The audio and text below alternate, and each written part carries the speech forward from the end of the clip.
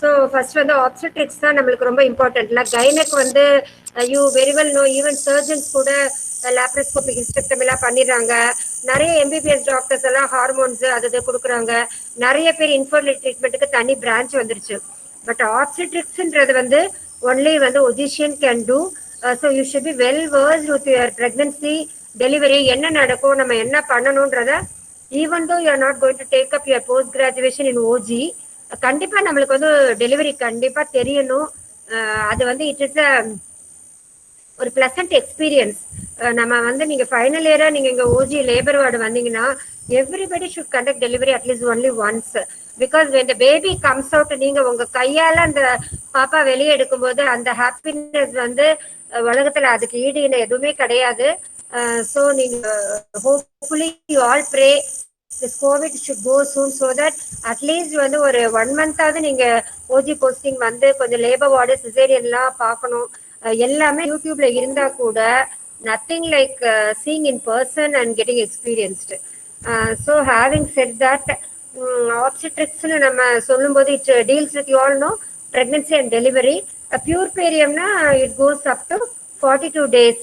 But இப்போதைக்கு நம்ம என்ன சொல்லியிருக்கோம்னா high risk patients, delivered mothers, PIH, GDM அவங்களெல்லாம் 1 year வரைக்கும் ஃபாலோ பண்ணணும்னு சொல்லியிருக்கோம்.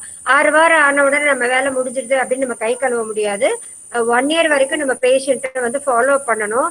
இப்போ மெயினாக வந்து as soon as the pregnant mother steps into the OPD, the earliest time where the UPT can be positive is on the day of the missed period. So on the day of the missed period, and the ELISA test have become so sensitive. முன்னாடிலாம் ஒரு 3-4 days கழிச்சுதான் 34 நாள் 35 நாள்ல வந்து நீங்க urine test பாருங்க அப்படின்னு சொல்லுவோம். இப்போ வந்து even on the day of the miss period வந்து the urine test become positive. Once the urine test becomes positive, they have to come and register in the either in the primary health center or in the district headquarters hospital or in our medical college hospitals. So ஒரு pregnant patient உள்ள வந்த உடனே unless and until you confirm with, that is called dating scan. dating scan எப்போ பண்ணுவோம்னா நம்ம 6 weeksல வந்து scan பண்ணும்போது if there is a யூட்ரஸ்க்குள்ள சாக் இருக்கணும் அண்ட் அந்த சாக்குக்குள்ள you should see a fetal pole with cardiac activity. அது இருந்தால் தான் வந்து நம்ம வந்து கன்ஃபார்ம்டு ப்ரெக்னன்சின்னு சொல்ல முடியும்.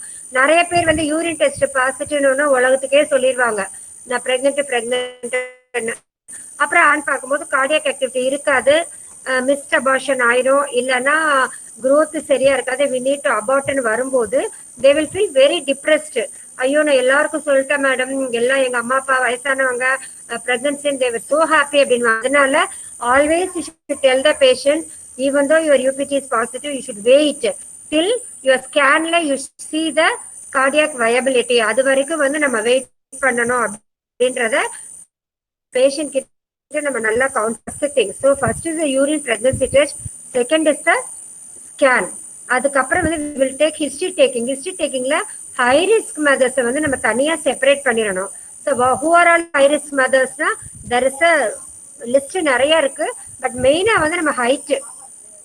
ஸோ ஒரு பேஷண்ட் பிரெக்னன்ட் மதர் உள்ள வந்த உடனே we should see the height.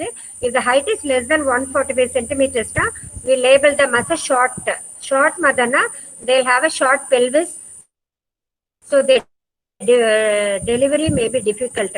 So short and then weight வந்து BMI முதல்லயே பாத்துறணும். அந்த pre pregnancy height divided by booking weight வச்சு நம்ம BMI பார்த்துட்டு, BMI வச்சு, BMIன்றது வெயிட் பை ஹைட் ஸ்கொயர்டு, அதை வச்சு நீங்க கால்குலேட் பண்ணிட்டு அவங்க வந்து நார்மல் வெயிட்டா, ஓவர் வெயிட்டா, ஒபீஸா, மார்பிட் ஒபீஸான்னு கால்குலேட் பண்ணிட்டு whoever is overweight, obese and morbid obese na they will fall in the high risk category. Okay, and then every month வந்து first 3 monthsல they will not put weight. So patient எப்பவுமே கேட்கும், doctor வெயிட்டே போடல, என் குழந்தை நல்லா இருக்கா அப்படின்ட்டு அவங்க கேட்பாங்க. First 3 monthsல they have vomiting and nausea. This nausea and vomiting, if it is more, it is called hyperemesis gravidorum. So hyperemesis gravidorum வந்து உங்களுக்கு ஒரு short notes. So why hyperemesis occurs, what is the medication you are going to give, how will you treat, எல்லாமே வந்து subsequent classes வந்து they will take one by one. So first நீ excessive vomiting கேட்கணும், usually first ட்ரைமஸ்டர்ல வந்து almost all drugs are contraindicated except folic acid. Even iron கால்சியம்லாம் நம்ம first ட்ரைமஸ்டர்ல ஆரம்பிக்கவே கூடாது. பிகாஸ் வாமிட்டிங் அதிகமா இருக்கிறதுனால பேஷண்ட்க்கு வந்து டாலரன்ஸ் இருக்காது. So only folic acid tablet they should continue throughout the first 3 months. And weight gain வந்து usually approximately 0.5 kg per week, அதாவது 2 kg per month இருக்கும். அது கூட 4th மந்த்துக்கு அப்புறம் தான் வந்து வெயிட் கெயின் ஆரம்பிக்கும். அதுக்கு முன்னாடி வரைக்கும் அவ்வளோ வெயிட் கெயின் பத்தி நீங்க கவலைப்படக்கூடாது. நல்லா சாப்பிடுங்கம்மா, என்ன வேணுமோ சாப்பிடுங்க. பேஷண்ட் கேட்கும் என்ன ஃபுட்டு சாப்பிடலாம், சும்மா எல்லாம் சாப்பிடுங்க சாப்பிடுங்கன்றீங்க, நான்வெஜ் சாப்பிடலாமா, பப்பாளி சாப்பிடலாமா, என்ன பழம் அவாய்ட் பண்ணணும், எல்லாமே கேட்கும். எல்லாமே நம்மளுக்கு தெரியணும். அதாவது முன்னாடில பப்பாளி எல்லாம் கான்ட்ரா இண்டிகேட்டட் சொல்றாங்க. Even one piece of papaya they can take.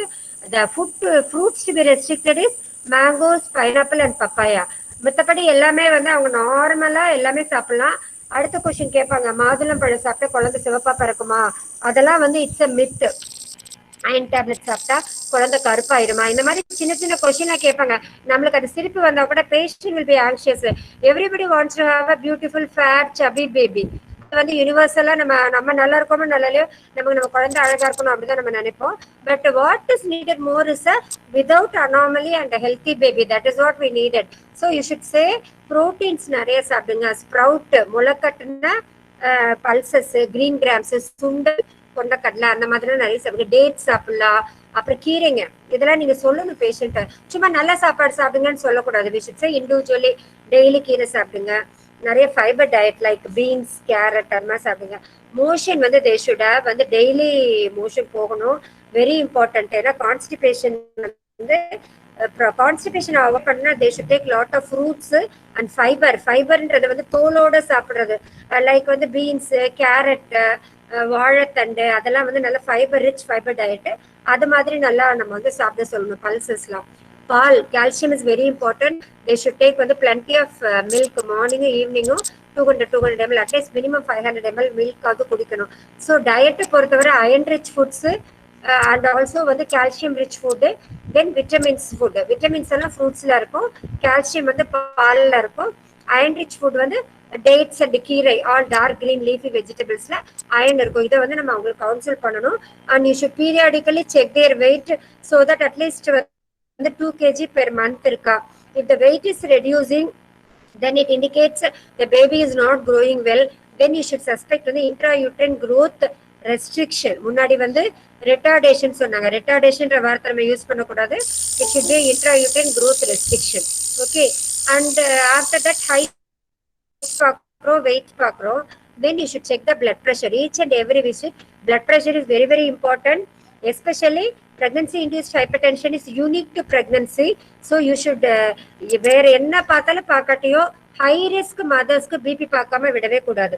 High risk மதர்னா நம்ம முதலே சொன்ன மாதிரி ஒபீஸ் மதர், ஷார்ட் பிரைமி, ப்ரீவியஸா அபார்ஷன் ஆனது, ப்ரீவியஸ் ஹிஸ்டரி ஆஃப் எக்லாம்சியா. எக்லாம்சியானா பிரெக்னன்சி போது ஃபிட் வருது, பிபி அதிகமாகி பிரெக்னன்சில ஃபிட் வந்தா that is called eclampsia. So அந்த மாதிரி பேஷண்ட்ஸ் எல்லாம் வந்து நம்ம ரொம்ப மிஸ் பண்ணாம பார்க்கணும். அப்ப எப்படி அந்த கூட்டத்துல வந்து நம்ம அவங்கள மட்டும் நம்மளால பிரிக்க முடியும்? அப்ப we should put a separate label. So லேபிள்ன்றது வந்து பேஷண்ட்டுக்கு எந்த ப்ராப்ளமே இல்லை, நல்ல நார்மல் பேஷண்ட்டை தான் you should put green sticker. If the patient has PIH, ஒரு வாட்டி பிபி இருந்தா கூட you should put a blue sticker. And if the patient has any medical disorders like epilepsy, jaundice, diabetes, hypertension, kidney disease, இது மாதிரிலாம் இருந்தால் you have to put yellow sticker. ப்ரெக்னன்சியில் ஒரு unique complication இருக்கும். ப்ரெக்னன்சியில் என்ன யூனிக் காம்ப்ளிகேஷன்? ட்வின்ஸாக இருக்கலாம், பிளசண்டா low லைங்காக இருக்கலாம், R they will have வந்து ஜிடிஎம், ப்ரெக்னன்சியில் வர ஜிடிஎம். வெறும் டயபெட்டிஸ்னா நம்ம வந்து எல்லோ ஸ்டிக்கர் ஒட்டணும். ப்ரெக்னன்சியில் வந்துச்சுன்னா நம்ம வந்து ரெட் ஸ்டிக்கர்.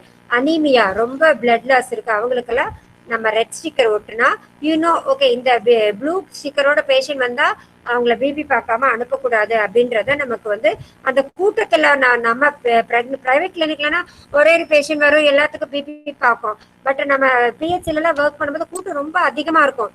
அடப்போ பிபி எல்லாம் வேணாம், சும்மா ஏதாவது ஒன்று எழுதி விடலான்னு ஒரு நேரம் நம்மளுக்கு தோணும். அந்த டைம்ல அட்லீஸ்ட் இந்த ப்ளூ ஸ்டிக்கர் இருக்கிற மக்களுக்கு மட்டுமாவது நீங்க பிபி பார்க்காம அனுப்பக்கூடாது. ஸோ அதுக்கப்புறம் பீடல் எடிமா பார்க்கணும். நான் பிசியலாஜிக்கலாவே என்ன இருக்கும், கால் வீக்கம் இருக்கதான் செய்யும் பிரெக்னென்ட் மதர்ஸ்க்கு. நம்ம யூஸ்வலா என்ன சொல்லுவோம், காலை ரொம்ப தொங்க விடாதீங்க, ஸ்டூல் மாதிரி போட்டு வச்சுக்கோங்க, இல்ல படுக்கும்போது காலுக்கு ஒரு leg swelling persist even beyond waking up from sleep, then you have to evaluate the patient. யூஸ்வலா பிசியலாஜிக்கல் எடிமா வந்து வித் ரெஸ்ட்ல வந்து தட் எடிமா வந்து will settle down. Okay, so pedal oedema பார்ப்போம். தென் அனீமியா, எங்கெல்லாம் அனீமியா பார்ப்போம், lower palpebral கன்ஜங்டிவால, dorsum of the tongue, nails, அதுலலாம் வந்து we will see the anaemia. Palmar pallor of the palms and soles, அதுலலாம் you should look for anaemia. So anaemia பார்க்குறோம். Then you will check the BP, then pedal oedema. First time வரும்போது ஒரு வாட்டி வந்து ஸ்டெப்பை வச்சு ஹார்ட் பார்த்துருங்க. ஏன்னா கார்டியாக் டிசீஸை வந்து நம்ம அப்போ மிஸ் பண்ணிட்டோம்னா அதுக்கப்புறம் நம்மளால பார்க்கவே முடியாது. ஏன்னா நிறைய ஏற்கனவே ப்ரெக்னன்சியில் சிஸ்டாலிக் மூமெண்ட்ஸ்லாம் நிறைய இருக்கும், ஹார்ட் சவுண்ட் கொஞ்சம் லவுடாக இருக்கும், பேஷண்ட் அனிமிக்காக இருந்தால் கொஞ்சம் பால்பிட்டேஷன்ஸ் எல்லாம் இருக்கும், ப்ரெக்னன்சிலேயே நம்மளுக்கு ஹார்ட் ரேட்லாம் கொஞ்சம் அதிகமாக இருக்கும், S3 S எல்லாம் கேட்கும் நம்மளுக்கு. ஸோ நம்ம மெயினாக வந்து டயஸ்டாலிக் மாமஸ் ஏதாவது இருக்கா, ஏதாவது ஒரு harsh systolic mama's இருக்கான்றத first time பார்த்தாதான், அதுக்கப்புறம் நம்ம இருக்கிற கூட்டத்துல நம்மளால பார்க்க முடியாது அவங்கள. அடுத்தது வந்து ரெஸ்பிரேட்டரி ஸ்பைன் அப்நார்மாலிட்டி ஏதாவது இருக்கா, கெயிட் எப்படி இருக்கான்னு பார்க்கணும். ஏன்னா போலியோ மைலைட்டிஸ் அந்த மாதிரி பேஷண்ட்ஸ் எல்லாம் வந்தாங்கன்னா மோஸ்ட்லி வந்து அவங்களோட பெல்விஸ் நல்லா இருக்காது, they have to go for வந்து சிசேரியன் செக்ஷன். ஓகே, அதுக்கப்புறம் வந்து இம்யூனைசேஷன். இம்யூனைசேஷன் வந்து யூஸ்வலா நம்ம இப்போ என்ன போடுறோம்னா டெட்டனஸ் அண்ட் டிப்தீரியா சேர்த்து டிடி வேக்சின் தான் போடுறோம். முன்னாடி டிடின்னு நம்ம சொல்லிட்டு இருந்தோம், இப்போ வந்து we are giving TD vaccine. Usually அந்த vaccine is given at the end of the first trimester. ஏன் at the end of the first ட்ரைமஸ்டர்ல கொடுக்குறோம்னா, ஃபர்ஸ்ட் ட்ரைமஸ்டர்ல யூஸ்வலா நம்ம ட்ரக்ஸ், வேக்சின், எக்ஸ்ரே எல்லாமே அவாய்ட் பண்ணுவோம். எக்ஸப்ட் ஃபார் ஸ்கேன் ஃபர்ஸ்ட் ட்ரைமஸ்டர்ல வந்து நம்ம வந்து எல்லாமே அவாய்ட் பண்ணுறதுனால நம்ம டெட்டனஸ் டாக்ஸர் வேக்சினை 12 வீக்ஸ்ல கொடுக்கணும்.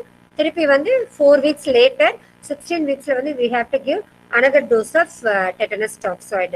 And இப்போ ரீசென்ட்லி வந்து there is a vaccine called Tdap.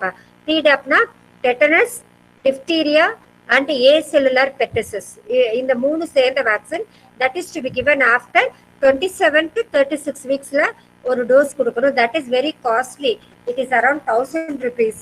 யூஸ்வலா பிரைவேட்ல அது கொடுக்க ஆரம்பிச்சிருக்கோம். that will protect against the pertussis for the newborn. யூஸ்வலா வந்து நம்ம அந்த இது பென்டாவலண்ட் வேக்சின்லாம் வந்து எப்போ கொடுப்போம், நியூபார்னுக்கு 6 வீக்ஸ்ல கொடுப்போம். So from birth to 6 weeks the newborn is prone for pertussis infection, whooping cough. So அதை ப்ரிவென்ட் பண்றதுக்காக மதருக்கு வந்து 27 to 36 வீக்ஸ்ல ஒரு Tdap வேக்சின், Tdap கொடுத்தோம்னா it might prevent acellular pertussis in the newborn during the first 6 weeks. Okay, then what investigations we will do for pregnancy. உள்ள நுழைஞ்சோன்னா என்ன பண்ணணும், ஃபர்ஸ்ட் கண்டிப்பா ஹீமோகுளோபின் பார்க்கணும், யூரின் வந்து ஆல்புமின் சுகர் டெபாசிட்ஸ் பார்க்கணும், then you will do a HIV test, then you will do HBs antigen, then you will do the TSH thyroid. Okay, T3 T4 எல்லாம் பண்ண வேண்டாம், வெறும் TSH மட்டும் பண்ணா போதும். then you have to do the sugar test. So sugar test is the glucose challenge test, oral glucose challenge test. அது எப்படி பண்ணணும் நான் சொல்றேன். அதுக்கப்புறம் வந்து இந்த blood group RHல if the mother is RH negative, immediately you have to do the group of the husband. So these are the few tests you will do when the patient enters the antenatal clinic. So examல வந்து examiner வந்து ஒரு 2-3 years சும்மா இந்த ஒரே question தான் கேட்டாரு. உள்ள நுழைஞ்ச உடனே பேஷண்ட்டுக்கு என்னென்ன பண்ணுவீங்கன்னு கேட்டாரு. எல்லாரும் வெயிட், பிபி எல்லாம் சொன்னாங்க, ஹைட் மறந்துட்டாங்க. அதே மாதிரி பிளட் டெஸ்ட் கேட்டாரு. பிளட் டெஸ்ட்டும் யாருமே சரியா சொல்லல, ரொட்டீன் டெஸ்ட் தான் கேட்கறாரு, மீதியெல்லாம் கேட்கல. உங்க ஹாஸ்பிட்டல்ல என்ன பண்ணுவீங்க? நம்ம ஹாஸ்பிட்டல்ல haemoglobin, urine, VDRL, HBs antigen, HIV, TSH, OGCT, then blood group RH. OGCT வந்து ஃபர்ஸ்ட் ட்ரைமஸ்டர்ல யூஸ்வலா பண்றது ரொம்ப கஷ்டம். ஏன்னா குளுக்கோஸை கலக்கி கொடுக்கணும், வாந்தி எடுத்துரும் பேஷண்ட், அந்த ஃபர்ஸ்ட் ட்ரைமஸ்டர்ல ஹைப்பரெமெசிஸ் இருக்கும்.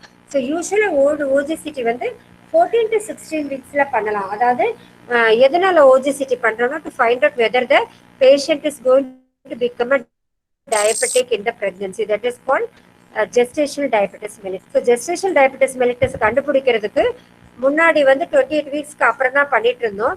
இப்போ வந்து இந்தியாவில் வந்து டயபெட்டிக் பாப்புலேஷன் ரொம்ப அதிகமாயிட்டாங்க. ஜிடிஎம்மோட இன்சிடென்ஸும் வந்து நியர்லி ஒரு 100 பிரெக்னன்ட் மதர்ல 20 பேருக்கு ஜிடிஎம் இருக்கு, 20%. அதனால பிரெக்னன்ட் மதருக்கும் வந்து நாம பண்ண ஆரம்பிச்சிட்டோம். அது எப்படி பண்ணணும்னா 75 கிராம் குளுக்கோஸை 300 ml வாட்டர்ல மிக்ஸ் பண்ணிட்டு the patient has to drink slowly for 5 to 10 minutes. Exactly after 2 hours, you have to take the blood sugar. If the blood sugar level is more than 140 milligram, then you label it as GDM. நீங்க அதுக்கப்புறம் confirmatory test எல்லாம் எதுவும் பண்ண வேணாம். ஜிடிடிலாம் only for நான் pregnant. பிரெக்னென்ட்க்கு வந்து ஜிடிடிலாம் கிடையாது. Only வந்து ஓஜிசிடி தான். 75 கிராம் குளுக்கோஸை 300 ml வாட்டர்ல கலக்கிட்டு நம்ம வந்து குடிக்க சொல்றோம். Irrespective of the last meal. காலையில சாப்பிட்டு வந்திருக்கலாம். ஓபிக்கு வரும்போது யூஸ்வலாவே பேஷண்ட் என்ன பண்ணுவாங்க, பால் குடிச்சிட்டு ஏதாவது இட்லி ஏதாவது சாப்பிட்டுட்டு தான் வருவாங்க. சாப்பிட்டுருக்கேம்மா உனக்கு பண்ண முடியாது டெஸ்ட், ஃபாஸ்டிங் எடுக்கணும் அப்படின்லாம் நம்ம சொல்லக்கூடாது. அவ வந்த உடனே டக்குனு குளுக்கோஸை கலக்கி கொடுத்துட்டு நீ உள்ள போய் டெஸ்ட் எல்லாம் அதுக்குள்ள 2 hours ஆயிரும், வந்த உடனே நம்ம வந்து சுகர் எடுத்துக்கலாம் அப்படின்னு சொல்லிட்டு timing is very very important. Exactly after 2 hours of drinking the sugar they have to take the blood sugar test. How often a patient should come to antenatal clinic? அது வந்து அடுத்த point. So that is called in booking. What is booking? Booking is where the patient registers her pregnancy in a health unit, which can be PHC or it can be a district headquarters hospital or it can be a medical college, where she will be monitored throughout the pregnancy and labor. அதுதான் booking. So that we can reduce the maternal mortality and morbidity. So ideal booking is first every visit during the each month till 7 months. So ஒவ்வொரு மாசத்துக்கு ஒரு வாட்டி பார்க்கணும். One per visit per month for 7 months. From 7 months to 9 months they have to come every 15 days. From 36 weeks onwards till delivery they have to come weekly. Okay. So we first ஒரு 7 மாசத்துக்கு வந்து மாசம் வந்தா போதும். 7 மாசத்துக்கு மேல வந்து மாசத்துக்கு 2 வாட்டி வரணும், twice a month till 9th month. 9th monthக்கு அப்புறம் வந்து she has weekly till delivery. இது வந்து நார்மலா அன்காம்ப்ளிகேட்டட் பிரெக்னன்சிக்கு தான் ஐடியல் புக்கிங். வேற ஹை ரிஸ்க் பேஷண்ட்னா முதல்ல இருந்தே நம்ம என்ன பண்ணணும், எவ்ரி 2 weeks பார்த்துட்டே இருக்கணும். ஹார்ட் டிசீஸ், RH நெகட்டிவ், அந்த மாதிரி பேஷண்ட், PAH பேஷண்ட், அதெல்லாம் வந்து நம்ம முதல்ல இருந்தே வந்து எவ்ரி 2 weeks பார்த்துட்டே இருக்கணும் நம்ம. And we have to calculate the expected date of delivery by Nagli's rule. How will you calculate the expected date of delivery? By adding 7 days and count back 3 months to find out the expected date of delivery. Okay. So whenever a patient says last menstrual period, you have to add 7 days and count back 3 months. Suppose irregular periods are then Nagli's rule does not apply. Irregular periods are up to 2 weeks you can correct. But after 2 weeks வந்து you have to follow the scan EDD தான். நம்ம booking ஸ்கேன்ல ஒரு EDD பண்றோம் வரும், அதுல book பண்ணும்போது அந்த scan EDD வச்சு நம்ம வந்து பேஷண்ட்டை உன்னோட பீரியட்ஸே ஒழுங்கா வரலமா, உனக்கு வந்து டேட் வந்து நான் ஸ்கேன் பார்த்து தான் கொடுக்க முடியும்னு சொல்லிட்டு using the scan you can give the EDD. So patient வந்து இரகுலர் பீரியட்ஸ்னா சப்போஸ் வந்து 40 days பீரியட்ஸ் அப்படின்னா நீங்க நக்லிஸ் ரூலை கனெக்ட் பண்ணி 10 days வந்து ஆட் பண்ணிக்கணும் அந்த டேட்டோட. Suppose the patient says எனக்கு once in 24 days of periods வரும்னா you have to subtract 6 days from the expected date of delivery. So this is a simple mathematical calculation where you can adjust the EDD. Only after 2 weeks you can correct the EDD. If the periods are more than very irregular and not coming every 45 days க்கு மேல போகுதுன்னா you cannot correct the EDD. You have to go by scan EDD. Okay. Then fundal height. Fundal height also tell you how the baby is growing. You have to measure the fundal height from the upper portion of the uterus to the pubic symphysis. யூஸ்வலாக நம்ம 24 வீக்ஸுக்கு மேலே தான் ஃபண்டல் ஹைட்டை measure பண்ண முடியும். ஏன்னா uterus becomes an abdominal organ only after 24 weeks. 20 வீக்ஸ்லாம் நமக்கு வந்து தெரிஞ்சால் கூட fundal height is valuable only from 24 weeks. 24 வீக்ஸ்லேருந்து எப்போ வந்தாலும் அவளுக்கு வந்து ஃபண்டல் ஹைட்டை பார்த்து மெஷர் பண்ணி க்ரோ ஆகுதா பேபி அப்படின்றத நம்ம வந்து கண்டுபிடிச்சிக்கலாம். அந்த பேஷண்ட் கிட்ட எப்போவுமே வந்து நம்ம வார்னிங் சைன்ஸ் சொல்லணும். எப்போவுமே ப்ளீடிங் ஆனாலோ or leakage of the water or வந்து headache double vision, blurring of the vision, அந்த மாதிரிலாம் இருந்ததுன்னா இது கம்ஸ் டு த ஹாஸ்பிட்டல் இமீடியட்லின்னு சொல்லிட்டு வார்னிங் சைன்ஸை வந்து எப்போவுமே அவங்களுக்கு வந்து அலர்ட் பண்ணணும். And any pregnancy they have to plan the pregnancy.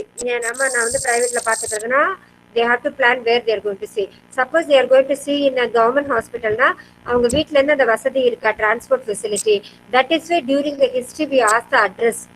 So exam la kepanga what is the importance of address, why are you asking for the address அப்படின்னா whether the patient is nearby to any hospital அதை find out பண்றதுக்கு.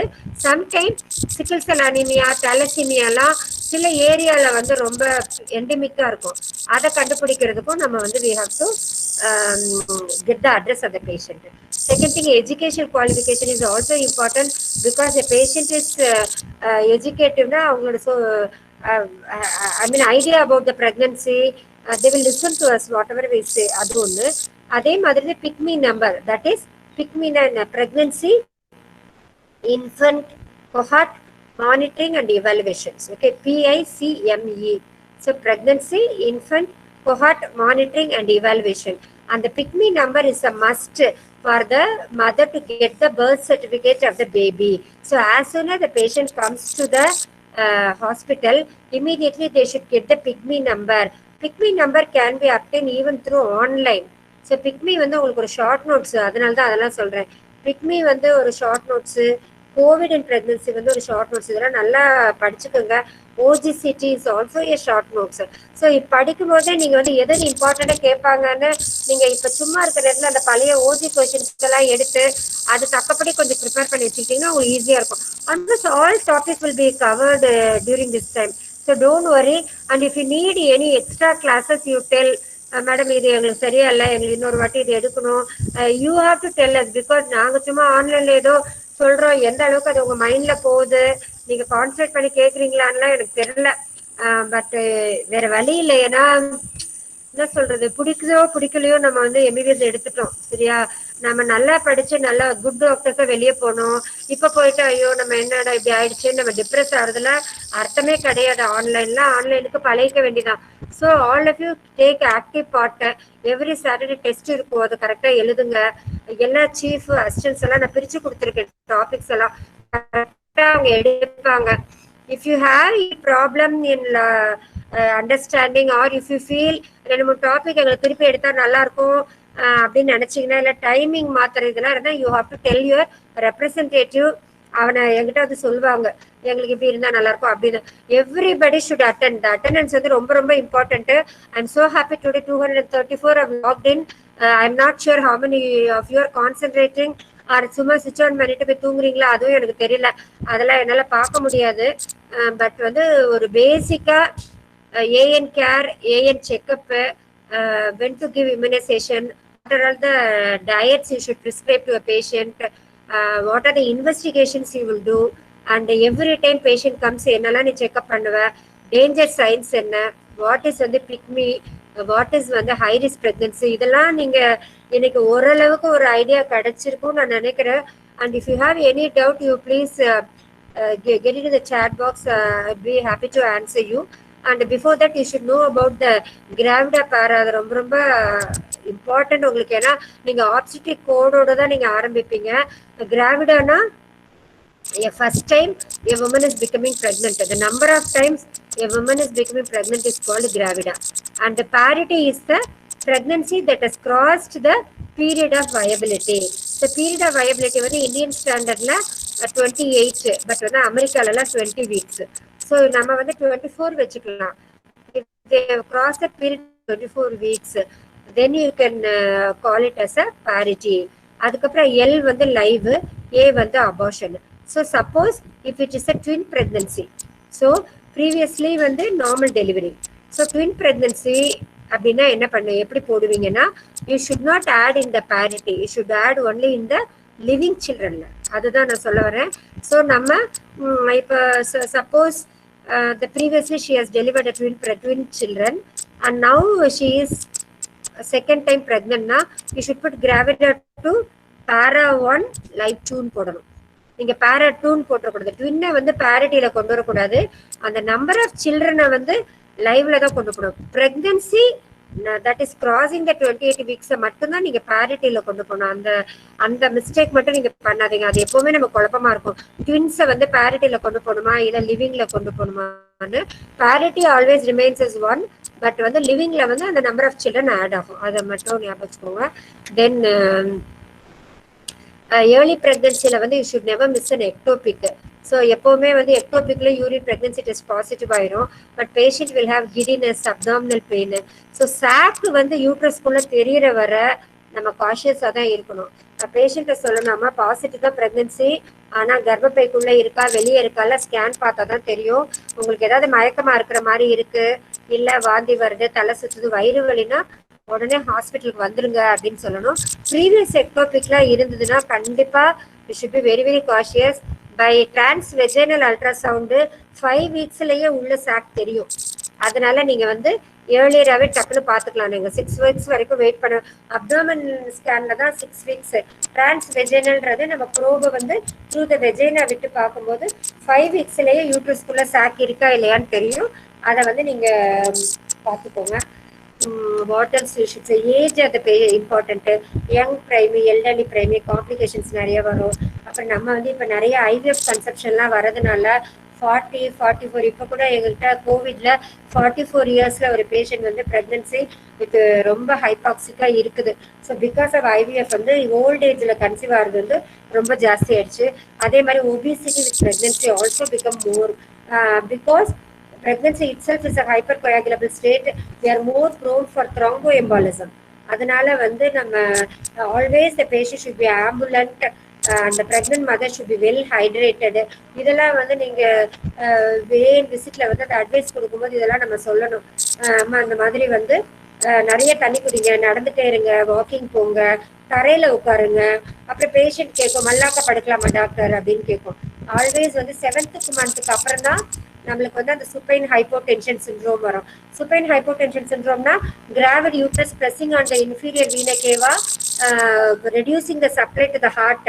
Thereby cardiac output will become less and the patient will have வந்து low BP and fainting attacks இருக்கும். That is called supine hypotension syndrome. அது 7th மந்த்துக்கு அப்புறம் தான் அந்த uterus பெருசாக தான் அந்த ப்ரெஷர் அந்த inferior vena cava will be more.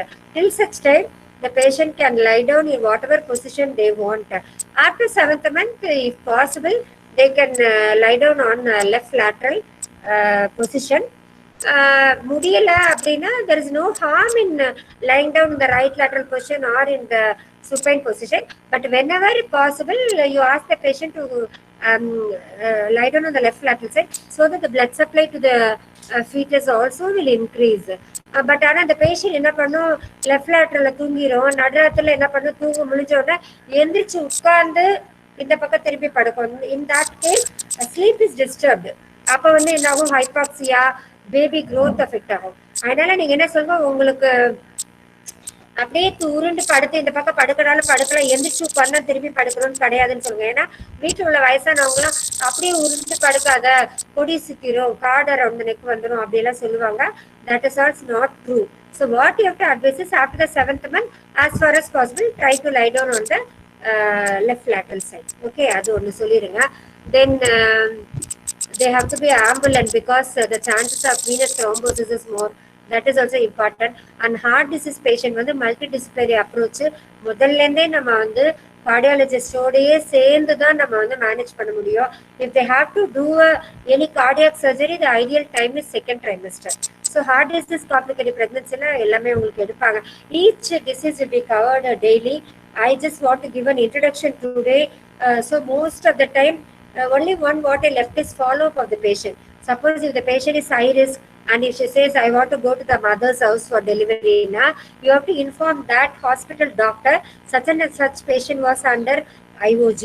Now she wants to come for delivery to Trichy. Please take care of this patient. She has all this problem அப்படின்னு சொல்லிட்டு you have to give a letter and also you have to correspond through the WhatsApp. We have a high risk WhatsApp group. Same happens after delivery. After delivery the patient might go to her mother's house for 6 months for rest. In that time also whether she is taking the antihypertensive tablets, most of the patient will get cerebral thrombosis after delivery because they don't take fluids properly. they will be confined to bed. They don't walk around. So most of the patients under CVT in the purparium. So to avoid that, the follow-up of the patient is very, very important. As a responsible doctor, you should not say வந்தாங்க delivery ஆயிட்டாங்க போயிட்டாங்க நம்ம பாடு இல்லை முடிஞ்சிச்சு அப்படியெல்லாம் நம்ம சொல்ல முடியாது. We have to keep on following the patient. That is the thing. And apart from that, obstetric is a beautiful art. No other department matches OG. You will realize when you come and deliver the patient here. I hope I will see you all soon. Okay. Thank you so much.